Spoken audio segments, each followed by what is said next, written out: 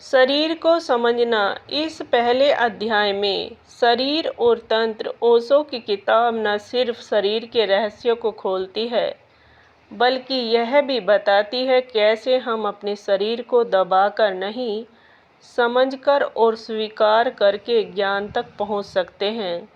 तो चलें शुरू करते हैं इस अनोखी यात्रा को जो आपके सोचने का तरीका बदल सकती है। अध्याय 1, शरीर को समझना। इस अध्याय में ओशो हमारे शरीर को लेकर इस समाज द्वारा बनाई गई धारणाओं पर सवाल उठाते हैं।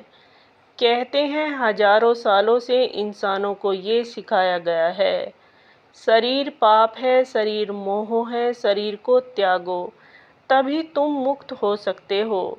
लेकिन तंत्र इस सोच को पूरी तरह उलट देता है। शरीर ही वह द्वार है जिससे होकर हम परम को जान सकते हैं। ओशो समझाते हैं कि बच्चा जन्म लेता है, वह शुद्ध चेतना होता है। फिर धीरे धीरे उसे सिखाया जाता है कि उसका शरीर गलत है, उसे अपने शरीर को छुपाना है, नियंत्रित करना है, उसके स्वाभाविक अनुभवों को पाना है। यहीं से दमन की शुरुआत होती है।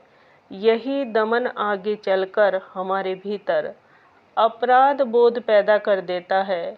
हम अपने स्वाभाविक अनुभवों को गलत समझने लगते हैं और यही भीतर संघर्ष शुरू करता है। हम दो भागों में बंट जाते हैं। एक तरफ शरीर होता है प्रकृति से जुड़ा, दूसरी तरफ हमारा मन होता है जो समाज से जुड़ा है। ओशो कहते हैं ये विभाजन दुख का मूल कारण है। जब तक हम अपने शरीर को पूरी तरह स्वीकार नहीं करते, तब तक हम अपने भीतर समग्रता नहीं ला सकते। हमें अपने शरीर के साथ रिश्ता बनाना होगा, इसकी गुलामी नहीं करनी बल्कि एक मित्र की तरह समझना है। तंत्र कहता है शरीर में छिपी ऊर्जा का दमन मत करो, उसे समझो, देखो और सजग होकर उसका उपयोग करो। ओशो कहते हैं अगर तुम अपने शरीर के प्रति सचेत हो, तुम्हारा सबसे सुंदर साथी बन सकता है।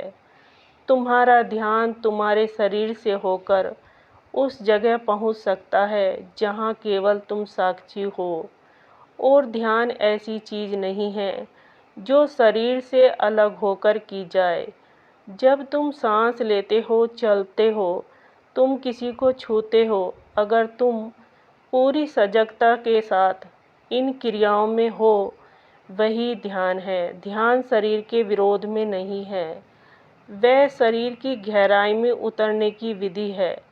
जो व्यक्ति अपने शरीर से भागता है, वह कभी ध्यान को जान नहीं सकता, क्योंकि ध्यान वहीं से शुरू होता है जहां तुम हो।